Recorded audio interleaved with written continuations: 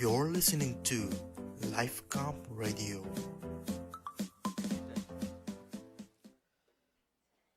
I want to sincerely thank our Honorable Pastor Bishop Robinson Fondong for inviting me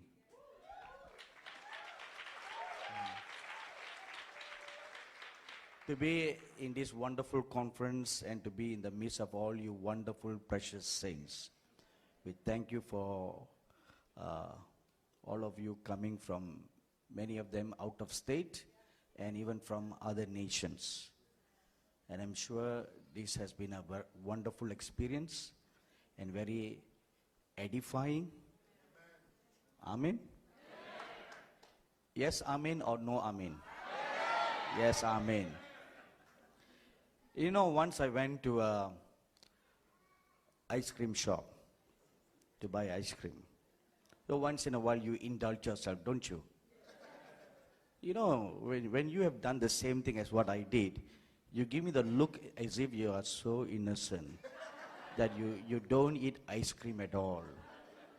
Once in a while we indulge in that fetish things. So I went to this ice cream parlor and I wanted to get the simplest ice cream. So you want to indulge yourself, but you don't want too much of that fat and the carbs and all that, you know. So I was just standing there and thinking which would be the nice one or the simple one to eat. So I asked the sales girl over there, how much will it cost? So she said, 1 scoop, so much. I said, all right. I put my hand into my pocket and I realized that I had enough money just for 1 scoop. So I told her, okay, this particular thing. And then she asked me, you know, if you get 2 scoops, it'll be cheaper than 1 scoop. No, I said, I have just all the money for 1 scoop. So she said, you know, she was encouraging me to get 2 scoops. So I remembered something that is very common in the US. You know the milk that you have half and half? So I asked her, how about half of this and half of that? So it will still make up 1 scoop, but you get 2. So she agreed. So I got half of this and half of that, the best of both worlds.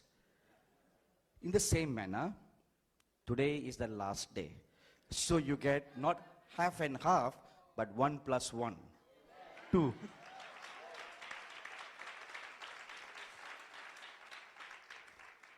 I will be just half the speaker, and Dr. Bruce Allen, because he's doctor, he will come with you the full course meal. I'll be just the appetizer. Amen? Now, as I was pondering and waiting on the Lord, what brief message to share with you this morning, the Lord gave me 3 words, 3 parting words for you to take hold of as you will leave this conference to go back to your various homes. All during this conference, these past 4 days, you have been hearing wonderful messages from each and every man of God, even those who spoke in the morning briefly. There were still nuggets of great truth that God had imparted into your spirit. Even like the one single message that Pastor Johnny Taylor brought, it was very impactful.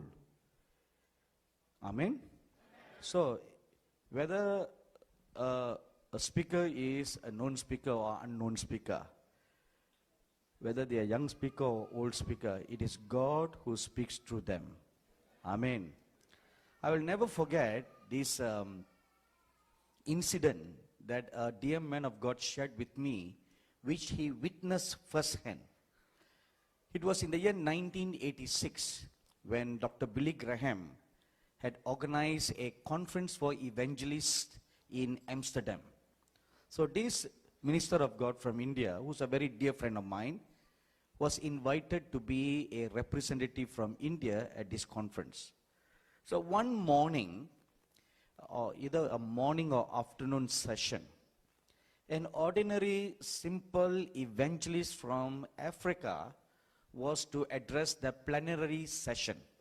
So no big name speaker was assigned for that session.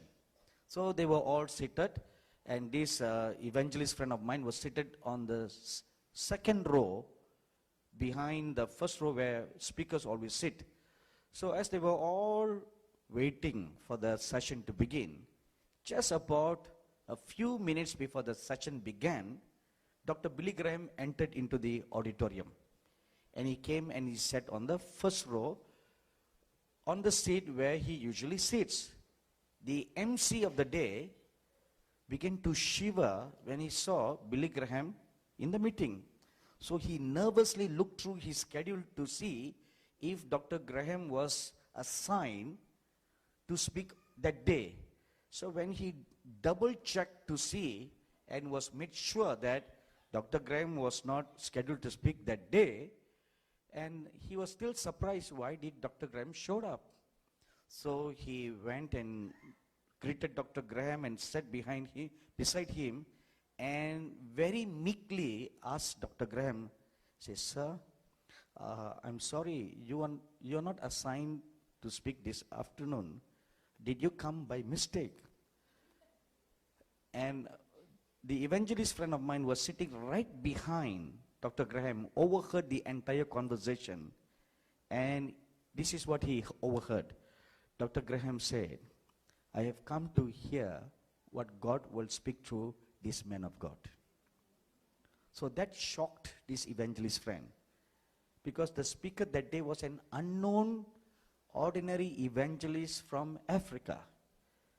So not only Dr. Graham sat in the meeting, but he also studiously took down notes of what this man of God was speaking.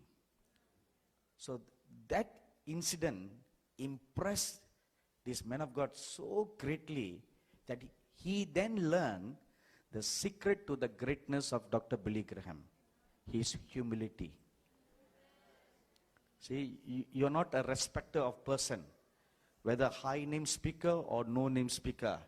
God can speak through any vessel. Amen. Sometimes even through heathen people, God can speak to you. Have you experienced that? He may be a Hindu person or a Muslim person or totally atheist. When you least expect, suddenly they open their mouth and they speak to you, and deep down in your heart you know that it was God who was speaking through them. Right? So we should not look down upon anyone nor overestimate anyone. If God can speak through a donkey, he can speak through any animal. Amen. So today I am the donkey. Now, 3 words. Number 1. Turn with me to the most familiar passage that we all know too well, but at the same time we all overlook that scripture too much. Matthew chapter 6, verse 33. The Lord Jesus Christ said here, "But seek ye first the kingdom of God and its righteousness, and all these things shall be added unto you." Now, if you look at that last portion of the scripture, it says, all these things. And what are all these things? The all these things refers to the things that are found in verses 25 to 31. Food to eat and clothes to wear. The daily necessities of our life. So we are often at times overly concerned, overly worried, overly focused on the daily necessities of our lives. Food to eat, clothes to wear. Between food to eat and clothes to wear hung all other necessities of our life, like a job, or a house, or a car, or anything. So most of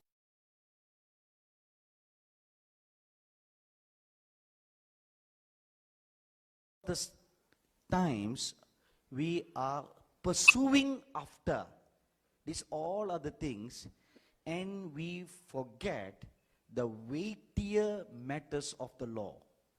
The most important thing that we should rather seek after is the kingdom of God. Not just the kingdom of God, and also its righteousness. Things or works pertaining to the kingdom of God. So if you do that right, then the Lord Jesus promises all these things that pertains to your natural life, God will provide without you having to open your mouth and ask for it. Look at verse 32. The Lord Jesus says, for after all these things do the Gentiles seek.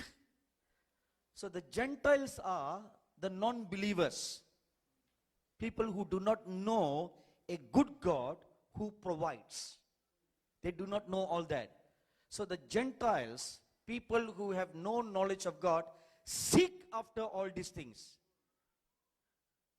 But you should not do that, because the second part of the scripture says, for your heavenly Father knows that you have need of all these things. Your Father in heaven knows that you need food to eat, you need clothes to wear, you need a house to stay, you need a car to drive, and you need a job to live by. Your Father knows all this. So when your Father knows all this, He also knows how to provide and when to provide. See, our problem is we are always, verse 25 says, anxious. We are anxious. And we rush after all these things. As a result, we lose focus on the kingdom of God. When the Lord Jesus Christ began His ministry, in Matthew chapter 4 verse 17 says, He preached saying, the kingdom of God is at hand. Now this was 2000 years ago. Say, He came to bring the kingdom of God in our midst. His dying on the cross opened the door for the kingdom of God to be in our midst. So when He died on the cross, He made all things possible for us. And Ephesians chapter 1 verse 3 says, we have been blessed with all spiritual blessings in the heavenly places in Christ Jesus. So technically, all things pertaining to our everyday life have already been provided for. So all you have to do is not ask for it. Take it. You see, this brings us to point number 2.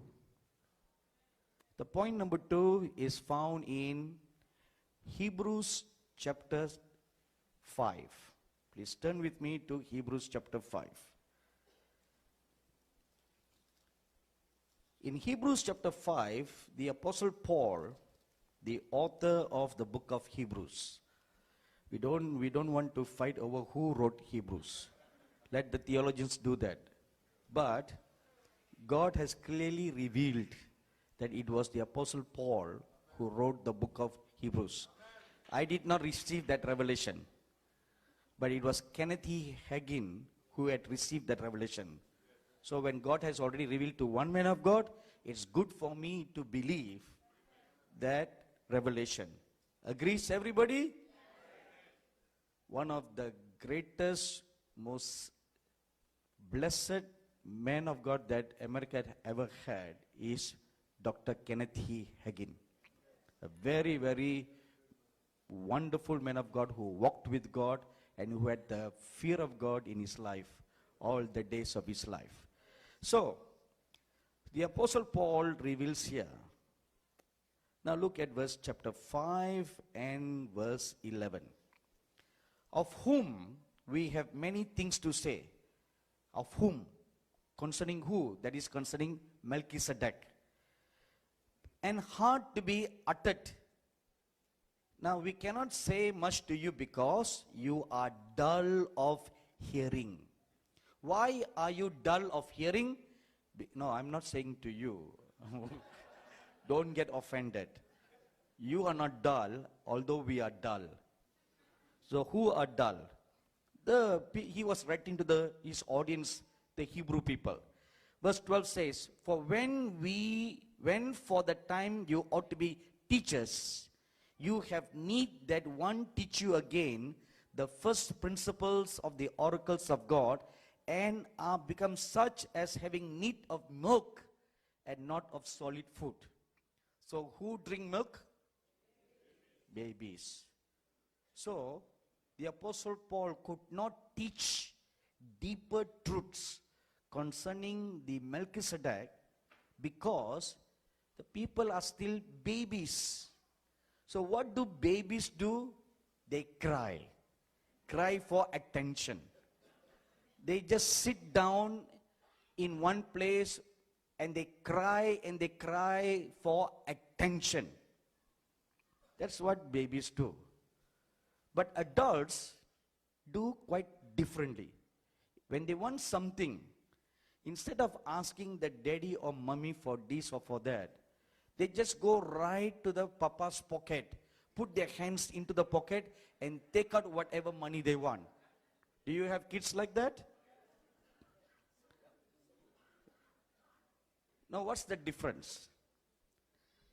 See, my nephew who works for me in India, he lives together with me. When he needs something, I just tell him, go put your hand in my wallet and take out whatever you need. So he goes, because the uncle has already given the permission. So he goes and he takes whatever he wants. Of course, he tells me how much he has taken. And even if he doesn't tell me, it doesn't matter to me, because I always have very little money in my wallet.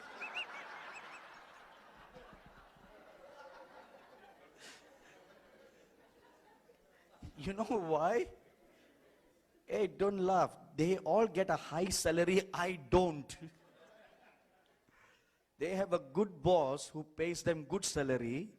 My boss takes good care of me too, but not in everyday sense of dollars and cents that I see. My boss makes sure that I'm always taken care of. In that respect, I have no lack.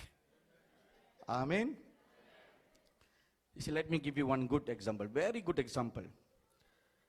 Whenever I visit the US, the most common American food that I eat all the time is hamburgers. The great American food. One reason is I always eat after the meetings, not before the meetings. And the meetings end about 9-ish or 10-ish at night. And most of the good restaurants are always closed by then.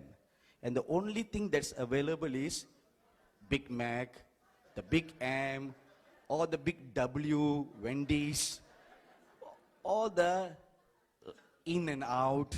You go in, you come out. Or Jack in a Box. These are the stuffs, you know. So, that's what I always end up eating. When we leave the church, before we go to the hotel, we drive through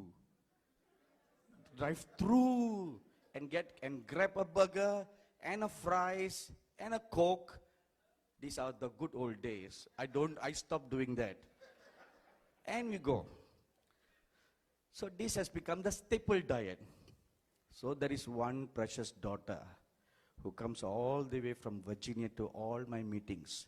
She heard me saying all this, and then she decided that she will cook nice Indian meal for me each time I come to the US. So she and her family, her husband and her children, always come to all my meetings, and they bring big pots of food to last me for 4 days or 5 days of the conference. And she didn't tell this to me beforehand. If she had told me beforehand, I would have always rejected them. Because I'm of the opinion I should not trouble anybody. But she does it on her own and brings the food and always surprises me with nice, good, traditional Indian food, which only heaven can produce. So look at that. This is one simple example. When you seek after the kingdom of God and after his righteousness, all these things, all these earthly things, they will come after you. Our good Father knows this poor boy is eating McDonald's every day. Very bad, unhealthy food. Let me do something for him. So he moved this precious child to cook food and bring it. See how good God is. Amen.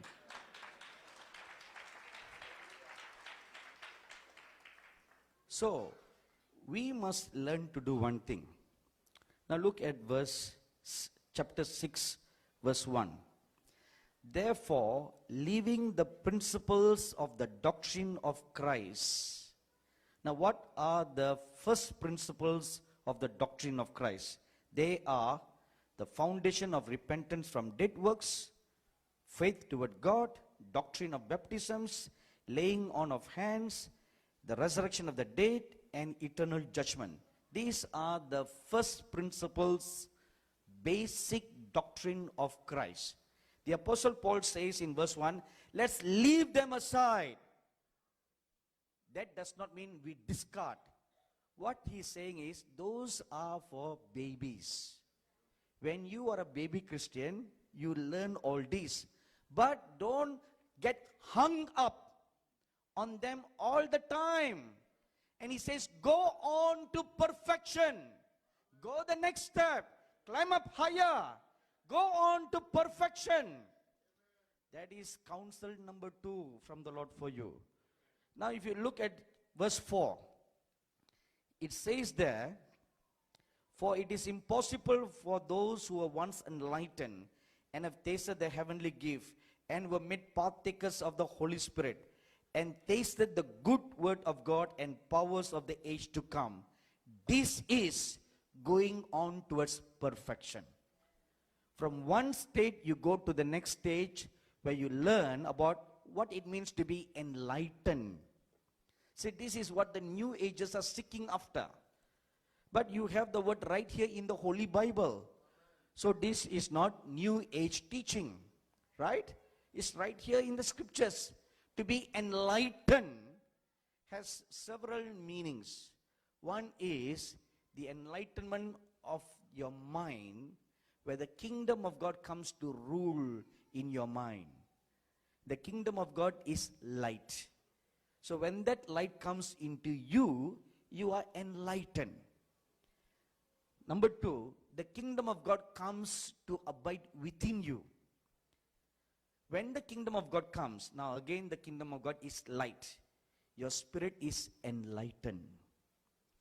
And when you attain that, you can have the same transfiguration experience, just like the Lord Jesus experienced on the Mount of Transfiguration. It is absolutely possible for you to have this exact same transfiguration experience like the Lord Jesus Christ. And that's what the Apostle Paul writes here, be enlightened.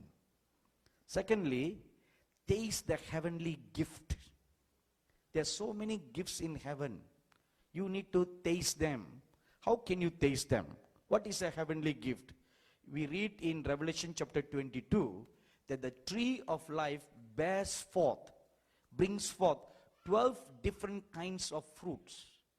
So you need to taste them, what they are, what it is. In the year 1994, the Lord called me to fast for 3 days. And on the last day, the third day of the fast happened to be on a Sunday. So I was fasting the whole day. As I began my fast, that particular morning I felt a strong compulsion to just worship the Lord rather than First, meditating the word or waiting on God, which I do more than any other thing. So as I began to worship the Lord, I was just lost in worship. After about an hour of worshiping, I felt in my spirit there was someone present in my small bedroom. When I opened my eyes, I saw an angel of God standing before me with a silver plate in his hand. When I looked at the plate, there were 4 different kinds of fruits. They were all cut in different shapes. And I asked the angel, "What are these?" So he said, "These are fruits from the tree of wisdom. God has sent these fruits for you to eat." So I looked at the angel, and a big doubt came in my heart. We have only heard of the tree of life, but I've never ever heard the tree of wisdom. Never heard it mentioned in the Bible. So I thought, this must be an angel of light from the devil who had masqueraded like a true angel and brought some fruit. So I remembered what Satan, the serpent, did to Eve. You don't want to eat the wrong fruit. Then if you eat the wrong fruit, you get wrong wisdom. Wisdom from the devil. So I took one step backwards and I prayed, "Spirit of the living God, is this angel truly from you?" And the Holy Spirit, "Yes, I have sent him. Take and eat." But I said, "But where is it written in the Bible concerning fruits from the tree of wisdom?" Then the Holy Spirit very, very kindly said to me, "Have you not read what James chapter 1 says? The wisdom that comes from above is peaceable." So there is a wisdom that comes from above, and that wisdom is manifested as a fruit from the tree of wisdom. So take and eat. So I took those fruits. One of them looked like a papaya. You know what's a papaya? Okay. Like a papaya cut in a small piece, like a triangle. And there were another fruit that looks like black currant. And there were 4 pieces. And there was 2 other fruits, I forgot what they are today. And when I ate them, though they were spiritual, they really tasted like real fruit with all the juice and the sweetness. And after I ate, this angel just disintegrated like, have you seen Star Trek movies? You know, when they say, "Beam me up, Scotty," how the person disintegrates into particles. That's exactly how this angel disintegrated. That was the first time I saw the angel transform like particles, and they just come to a center point and then vanish. So after he disappeared, the Lord Jesus Christ came. He came and he sat on my bed and he said, "I have come," or first he said, "Since now that you have eaten fruit from the tree of wisdom, you will now understand what I'm going to teach you. I'm going to teach you secrets of the universe." And then there was a book on my bed. See, I have a great fascination for astronomy. So for the past 1 week, I was reading a book called A Brief History of Time, written by Stephen Hawking. And there were many things quite hard to understand. But because of my interest in astronomy, I was just reading it as a pastime. The Lord took the book and he said, "Let's go through this page by page. And I will now teach you the true secrets of the universe." So we went through from page 1 to page 330, the entire book. And the Lord explained where the scientists were right and where they were wrong. And the many things that puzzle science, he explained to me in so simple terms how the scientists, because of their knowledge, it has veiled them from knowing the truth. See, that wisdom or ability to comprehend was made possible because of the spiritual gift the heavenly gift that I received from the Lord. You taste and see how good God is. So that's what the second part means. Now look at the third part. Partakers of the Holy Spirit. Partakers of the Holy Spirit is not just the baptism of the Holy Spirit. It goes beyond that. Now, you see, we all stop at the baptism of the Holy Spirit. But there is also a baptism of fire. And there is also a fellowship with the Holy Spirit. See, we miss all that. And we just settle down with the first basic principles for babies, Christians, the baptism of the Holy Spirit. We should go one step beyond the baptism of fire and fellowshipping with the Holy Spirit, communing with the Holy Spirit. You can commune with the Holy Spirit, you can commune with the Lord Jesus, and you can commune with the Father. Three separately. It's possible to fellowship with them separately as individuals. If you read 1 John chapter 1, verse 7, it says, our fellowship is with the Father and with the Son, Jesus Christ. So you can fellowship with the Father, you can fellowship with the Son, the Lord Jesus, and fellowship with the Holy Spirit. Absolutely possible. And the three can relate to us in three different levels. The level of the Holy Spirit, the level of the Lord Jesus, and the level of the Father God. Absolutely possible. That's what it means here, partakers of the Holy Spirit. And verse 5, tasted the good word of God. Now, this is not just merely reading the word, but digging deep into the word. You taste the richness of the word of God. When you begin to meditate deeper, each word becomes a meat. The Lord Jesus said in John chapter 6, the bread that you eat is my flesh, and he who eats my flesh will never die. Have you read that? Yes, that word there, never die, he did not refer to spiritual death. He referred to physical death. So which means, if you keep on eating the flesh of the Lord Jesus, the word of God, you will never die, because the Lord Jesus said, my word is spirit and life.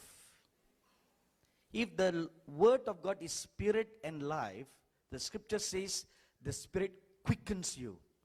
If it quickens you, means every time you meditate the word of God, the Spirit of God will quicken your body cells. When they quicken your body cells, it means your body cells are renewed like the eagles. So your cells are forever young. You all like to hear the word that, right? Young. You're forever young. Even 100 years young. Not only you stay young, but you also appear young. Appear youthful. But now we must look at it from the right sense of the word, rather than just I like to look nice before a mirror. No. You know, there was once a woman, she was in her mid-40s, or mid-50s, and suddenly she met with an accident and she died instantly. So when she died, her spirit came and stood before the Lord Jesus. And she was so mad and she cried furiously before the Lord. Lord, how can I die so early in my life? I'm still in my mid-50s. I still have long more years to live. How can I die? She shouted at the top of her voice, hoping that she could frighten the Lord Jesus. So the Lord Jesus Christ sat on his throne and he was so sympathetic towards her pleas. And he looked at an angel and he asked him, why is it that you have not all protected her? So the angel had no answers to give. So the Lord looked at her and said, all right, you go back. I extend your life. You shall live for another 40 years. So the woman made a mental count. So I'm now 55 plus 40, 95. Oh, praise the Lord. So she was so thankful to the Lord. She bowed down, she worshipped the Lord, and she rose up from the dead. And when she rose up from the dead, she was so happy that God has blessed her with another 40 years. So when she came out of the hospital, as she was about to go home, she thought to herself, since I have 40 more long years to live, let me do one thing. Let me go and beautify myself and change my years so that I will look young and beautiful like an 18-year-old something. So she found the best cosmetic surgeon in the city, and she made an appointment, and she went and consulted, and she went under the knife. Now, before that, the Lord promised her that she will live for 40 more years. And she also made the Lord promise her that his angels will constantly protect her all the days of her life, till she finished her life. So the Lord promised her, he said, I will not just give you one angel, I will give you two angels. So two angels to stand on her right hand, on her left hand, to protect her all the time. So wherever she went, those two angels followed her. So she went into this hospital, and she went under the knife, and after several hours she came out of the what? Huh? Yeah, anesthesia. And she looked at herself in the mirror. She couldn't believe what she was seeing. All the black eye has gone. All the sagging muscles gone. Everything gone, and she looked like an 18-year-old Princess Diana. She was so happy with what she looked like, and she paid the surgeon for all his fees, and she grabbed her bag, handbag, and before she went, she had already bought nice new clothes that will fit into her nice slim body. So she put on her nice, charming looking, electrifying, attention-grabbing clothes. And she stepped out of the hospital, and she looked at the bright sun that came and kissed on her. She was so happy, so joyful. She stepped out on the road, and out of nowhere, a truck came and hit her, and she died on the spot. Instantly, she died. So, and she opened her eyes, she stood before the Lord Jesus. She was so mad, she ran up to the throne of God to jump on him and shout at him, and she was so mad. So if the two angels who were protecting by the left and the right of the Lord had not put their sword to stop her, she would have pounced on the Lord Jesus like a bear. So, and the Lord asked her, my dear daughter, what's your problem? So she went on pouring out her woes to the Lord, said, Lord, you promised me 40 years. How is it that I died? So the Lord Jesus himself was so surprised how this woman died when she should live for another 40 years. So he summoned the two angels who were assigned to look after her. So he asked the angels, how is it that you did not protect her? So the angels very meekly told the Lord, Lord Jesus, according to your word, we followed this woman everywhere she went, and we followed her right up to the time that she entered into the cosmetic surgeon's hospital. So we stood outside the hospital waiting for her, and we waited and we waited and we waited. We never saw her coming out at all. Then suddenly we saw a woman being hit by a truck. We didn't know who she was.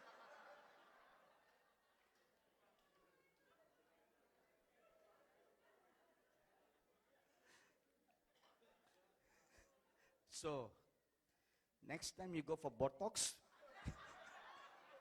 remember this story. So, this is not that. So, you don't want to taste the good word of God for those kind of purposes. You know, when you really eat the word of God, I tell you a truth, you can live forever. Because the word of God is true. Some 30 years ago, I heard this testimony of a Catholic nun in South India, how she has been living At that time, this was in the 80s when I heard about the story. At that time, for the 30 or 10 or 15 years, she has not she has not eaten a single morsel of bread. I was surprised. So what does she do, I asked. One day, she read the scriptures. Matthew chapter 4, verse 4. Man shall not live by bread alone, but by every word that proceeds from the mouth of God.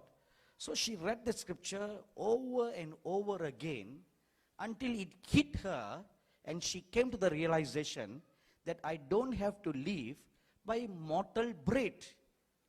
So when that realization hit her, she decided that for lunch, she's going to meditate the Word of God. So when the lunchtime came, she had a cup of coffee, she sat down and she meditated the Word of God for 1 hour during her lunchtime. Then when dinner time came, she did the same thing. The following day, she did the same thing, and it went on till today, more than 30 years. Her meal is just a cup of coffee and the Bible. So I thought, now, for the woman to go by that kind of a diet, she must be as thin as a pencil. But I was told by the bishop who related this story to me, she is a heavy-set woman. And she gained weight just eating the Word of God. So that proves what the Lord Jesus said, he who eats my flesh shall not die. So it is absolutely possible to live in that realm. That is the kingdom realm. When you live in the kingdom realm, how can you die? There's no death in God's kingdom. Am I right, everybody? Because God is life. So when you partake life, how can you die? You cannot die. So that's what that scripture says. Tasting the good word of God. And finally, and the powers of the age to come. See, the powers of the age to come is mentioned only in the scripture in the entire Bible. So that is for the matured sons of God. So when you attain this level, it brings you to point number 3. Revelation chapter 4, verse 1. When you reach that stage, then verse 1 says, after this I looked, and behold, a door was opened in heaven, and the first voice that I heard was, as it were, of a trumpet talking to me, which said, come up here, and I will show thee things which must be hereafter. Now you see two things in the scripture. Number 1, a door was opened. So it's a past tense. I see a door open. The Apostle John did not say like that. It's not a present tense. He said a door was opened. And then secondly, he heard a voice say, come up.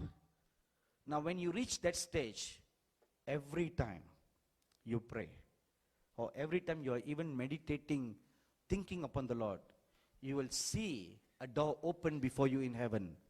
And you will hear a voice say, come up. So every day can be a heavenly experience for you. You don't have to be on this earth. Each time you pray, or each time you even want to talk with the Lord, you're always there before His presence, looking at Him directly, talking to Him face to face, fellowshipping with the saints of God in heaven, fellowshipping with the angels in heaven, fellowshipping with all things in heaven. The Lord God is calling you to this life. And this life is possible if you do the first principles. What is the first principle? Seek ye first the kingdom of God and its righteousness. This is the first principle. See, when you do that, you don't have to worry about, please pray for me for this, please pray for me for that. I'm sure a lot of people would want the speakers to pray for you. But if you come up and ask the speakers to pray for you, then you are behaving exactly like a baby Christian. Are you baby Christian? I will see whether you are baby or not after this service. If you ever come up to us for prayer, then we know who you are. Then you need a nipple in your mouth. That you should not be there. See, those are past. You should not be a baby all the time. You should progress to be an adult. Only then the Lord Jesus Christ can feed you with strong meat. Early this year, I was invited to the nation of Taiwan for meetings. So it was supposed to be a prophetic conference. And when I prayed, the Lord gave me words or messages for the nation. So all the 3 days, there were 3 different sets of messages pertaining to the nation, which from a normal point of view to a matured believer may look like very rudimentary, basic, simple messages. In fact, some of matured Christians who regularly come to our conferences later on commented to me, we expected some real solid deep teachings from you, but they were so simple. So I told them, God looks at the audience. If the audience are just babies, how can you feed strong meat to a baby? So when the Lord looks at the audience and they're all babies, He gives them milk. Okay, this is what the babies need. Milk. In fact, some of my staffs in India, they have commented to me. They said, how is it that whenever you minister at the conference in Lancaster, California, you really teach very deeply and with marvelous revelations from the kingdom of God, but when you preach in conferences in India or elsewhere, you are just giving very simple messages. And the answer is very simple. The people who come to that conference are really deep seekers of God. So to those who deeply seek after God, then the Lord takes the riches out of His treasure, real, solid, strong meat, and He feeds them. So it all depends on our level, how we are. You can choose to be a baby, or you can choose to grow up. But it is the desire of God that you grow up. You should grow up. You should not remain as a baby only at the rudimentary, basic principles level. The end is coming very, very soon. Now please listen very carefully. If you don't grow your faith, when the time of testing comes, you will fail. You will fall. Your faith will not be strong enough to stand against the wiles of the devil that will come against us. The testings that is going to come upon the whole world, you will not be able to stand the test. And when the test of the mark of the beast comes, how are you going to withstand from taking that mark? Your faith will not be strong. When your faith is not strong, you will not be able to strengthen the faith of your children. So their faith is also very small. The faith of your family is baby. And when the test comes,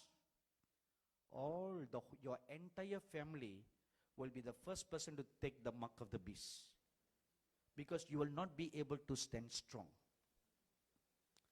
Let me close by saying this true incident that took place in Syria a few years ago. A family of 4, father, mother, 2 children, Christians, godly Christians, very prayerful seekers after God.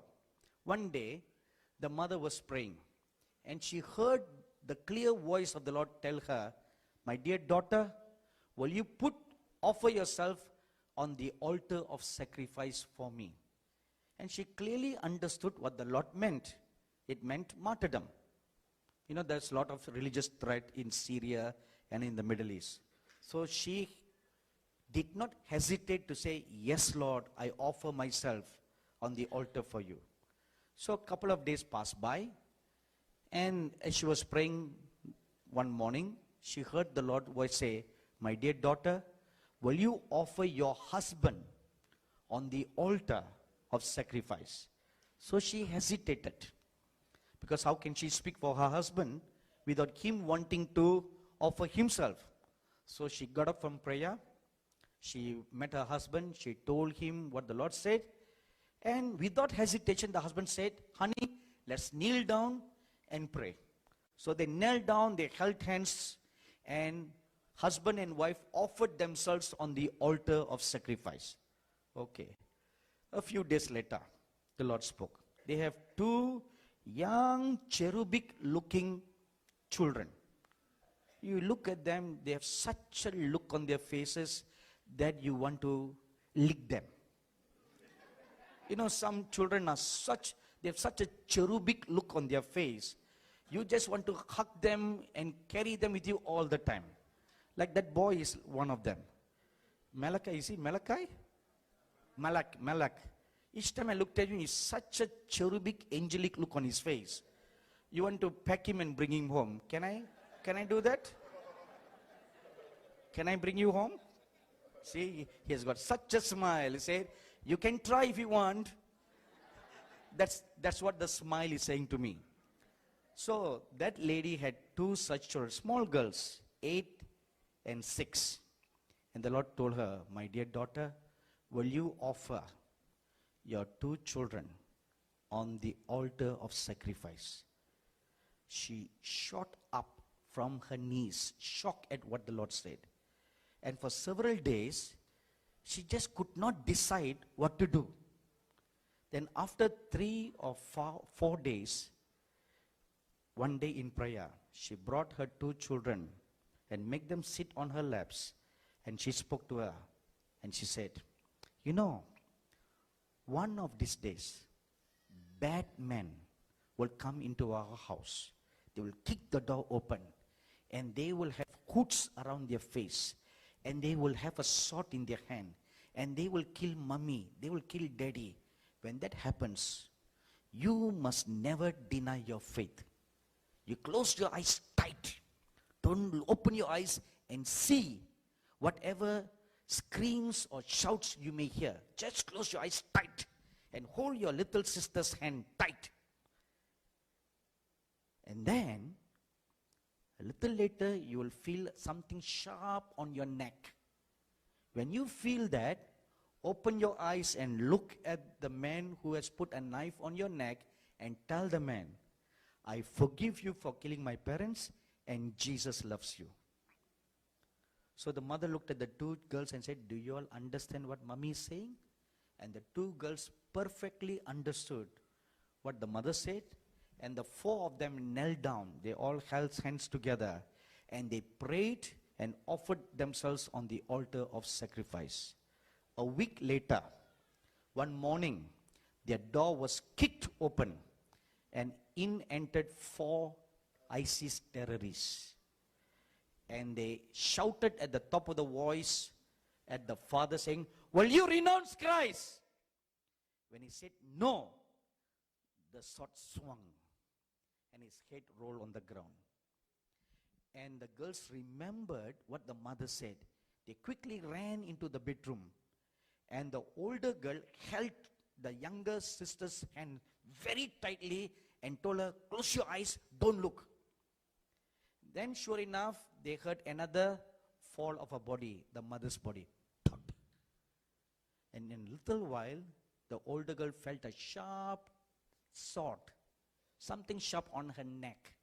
And she remembered what her mother said. She opened her eyes, looked straight into the eyes of the ISIS terrorists, and she said, I forgive you for killing my parents, and Jesus loves you. The little girl's neck was cut, so was her sister's neck. The entire family died as a martyr. How is this possible? Because The mother's faith was strong, the father's faith was strong, and they strengthened the faith of their two little daughters. The whole family's faith was strong.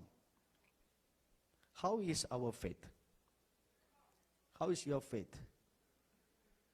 How is your children's faith? You can only strengthen your children's faith if you yourself are strong. If your faith is not strong, how can you strengthen your own children's faith? Even if you don't get the call to die as a martyr, there is another test that's coming for the whole world, the mark of the beast, which is worse than martyrdom, you know, because martyrdom takes place in an instant. You're killed, you're gone. But mark of the beast, you're going to take it for life. You have to run as a fugitive from the government of the Antichrist. And if you run away, and you're hiding here and hiding there, you have no food to eat, no water to drink. What will you do? How can you bear the cries of your baby crying for milk or crying for food? Can you hear their screams until they die? See, one baby is screaming and crying now. For whatever reason the baby is crying, I don't know whether it's crying because I'm preaching too long or for milk or whatever reason, I don't know. But there are many mothers and fathers here. You know the cries of your baby when they want food or they want milk. You know that very well. You can distinguish the sound of the cries. Right? Am I right, everybody? So, can you bear the cries of your baby from hunger? Can you tell your baby, don't worry, child, even if you die crying, Jesus, you will be in Jesus' presence. Don't worry. No matter what happens, mommy will not take the mark of the beast. Mommy will not buy food for you. Can you say that? See, this is a test that is coming very, very soon. This generation will not pass by without seeing the mark of the beast. Do you know that already in the US they have already implemented the chip being implanted in your hands? It's already started. It's not nationally implemented yet. But in many states they've already started this. It's on a voluntary program now. It's just a matter of time before they make it compulsory. And this is something that will be implemented all over the world, not just in the US. So what are we going to do? That's why the word of the Lord to you this morning is, don't remain as babies. Go up one step higher as adults. Amen? Thank you, everybody.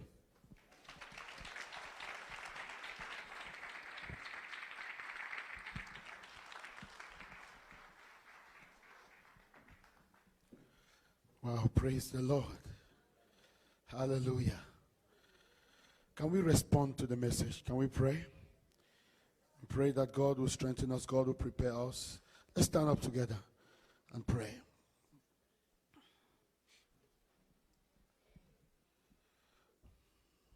Just ask the Lord to help you, to make you ready. Just hearing what happened in Syria. The question is, are we ready? Are we teaching our children? Are we building them up? Are we strengthening them? Let's ask the Lord to prepare us, to make us ready. Let's pray together.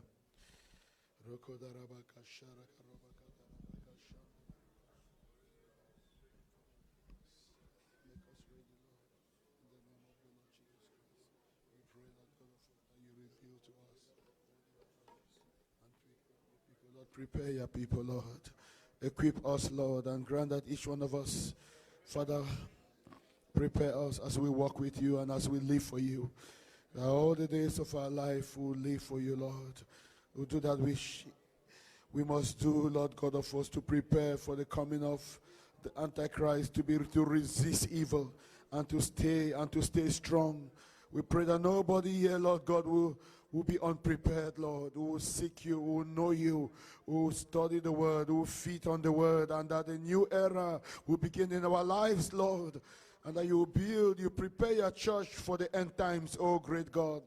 May each one of us be ready, may each one of us be prepared. We worship you because, Lord, you will get us ready, you will get your people ready, you will get your church ready for this time, oh great God. We honor you, we magnify your name. We thank you because it has been done to the glory of your name. In Jesus' name. Amen. Amen. We'll do what we did yesterday. Pray, hold the hands of somebody. Pray for that person. Amen. You're listening